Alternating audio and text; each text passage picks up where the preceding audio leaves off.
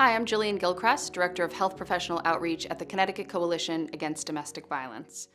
Every year in Connecticut, women are impacted by intimate partner violence, and as a result, so are their children. Our shelters have women and their children staying at them every day, every year. On average in the state of Connecticut, we know that between 12 and 16 fatalities happen as a result of intimate partner violence. And the last report that came out from the Fatality Review Board let us know that all but 2 of those women who were murdered either had an infant at home or were pregnant.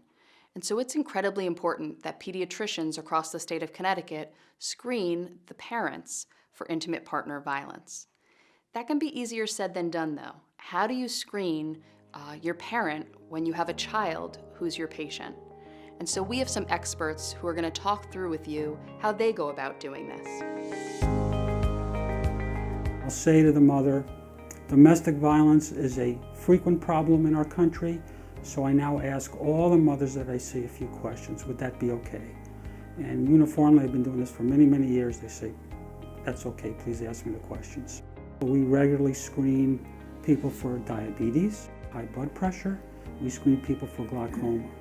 And now we have an opportunity to identify women, female caregivers for domestic violence. If the mother says to me, yeah, I'm afraid of my husband.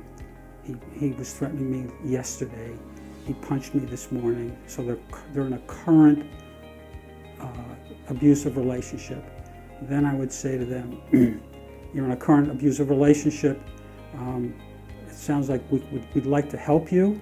Would it be okay if we called our social worker to talk with you?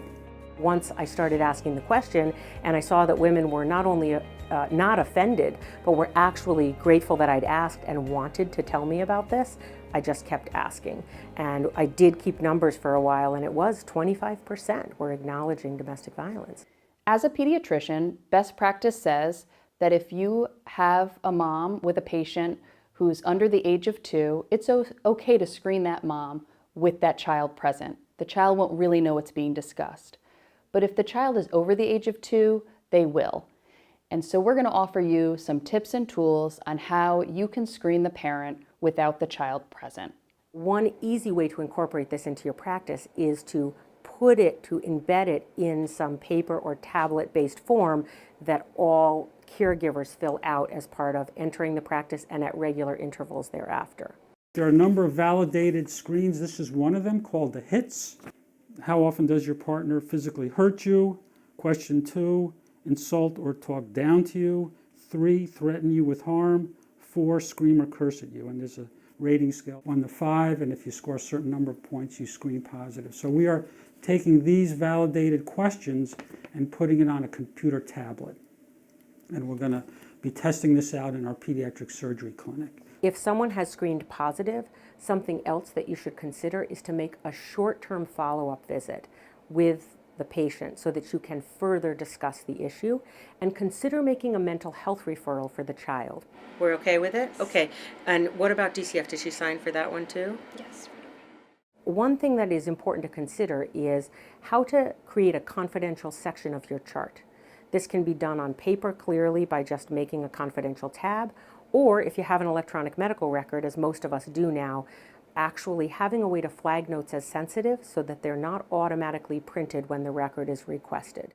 What can be a challenge for some pediatricians is the thought of having to call the Department of Children and Families.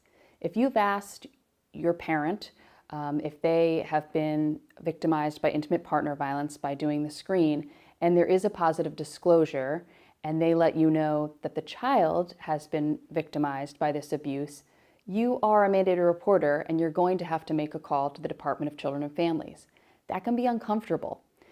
What's important, though, is that you engage that parent in making that call. It would be incredibly dangerous to allow that patient to leave and then call the Department of Children and Families after they've left. She gets home, DCF shows up, that abuser is going to know she talked to someone. And so it's incredibly important that you engage mom in making that call with you. Maybe thinking through in your practice, where could that be done? Who could sit with mom to make that call? So the way I did it in my primary care office on the rare occasion when I needed to do that was that I would have the mother make the call to the DCF care line in my office while I was sitting right next to her. She would make the initial report, then hand the phone over to me, and I would give my piece as the pediatrician. And so in that sense, we would report it together. I think it's important to think these things through. It's not going to happen every time, but when it does, you'll then be prepared. And so thinking through a safe place to do that call and what that will look like will make it more comfortable if it is to happen. You play an integral role in keeping your patients, children, and parents healthy and safe. And so we hope that you will screen the parents of your children for intimate partner violence, because it will have tremendous positive impacts on both those children and those parents.